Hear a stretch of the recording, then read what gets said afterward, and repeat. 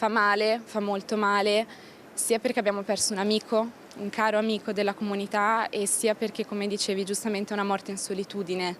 una morte emblematica della cultura dello scarto in cui viviamo. È stata Arianna a trovare il corpo senza vita di David, clochard di 58 anni, originario di Schio, ma che da diverso tempo viveva lungo le strade di Padova. Una morte in solitudine sotto i portici di Piazza De Gasperi, avvolto nel suo sacco a pelo. Una scoperta scioccante fatta proprio dalla volontaria di Sant'Egidio, che da tempo seguiva e aiutava il senza tetto. Era una persona che aveva sempre molta voglia di parlare, sia quando venivamo a fare il servizio in strada il martedì, il giovedì e il venerdì sera, sia durante i pranzi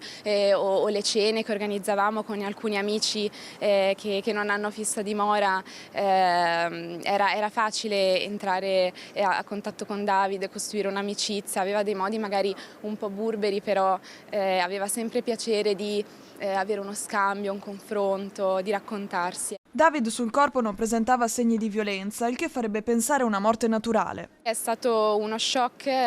ed è stato anche un caso, perché io passavo di qui per andare al lavoro come ogni mattina e guardando ho visto che lui non si era ancora alzato, che era ancora alle sue giaciglio, che insomma comunque di solito loro lasciano molto presto le loro cose anche per non farsi vedere, non dare nell'occhio. Ho visto che era ancora lì buttato a terra e siccome sapevamo che ultimamente non era stato bene, aveva dei problemi di salute,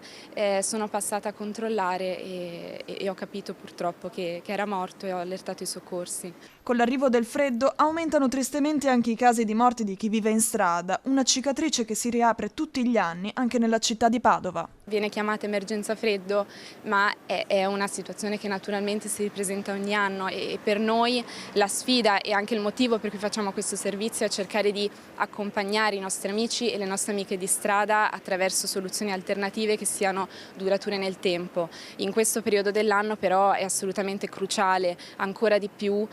trovare dei posti in cui chi fa vita di strada possa essere al caldo e possa essere al sicuro, perché ancora di più che durante il resto dell'anno, insomma, l'inverno uccide e ne abbiamo già avuto la prova a novembre.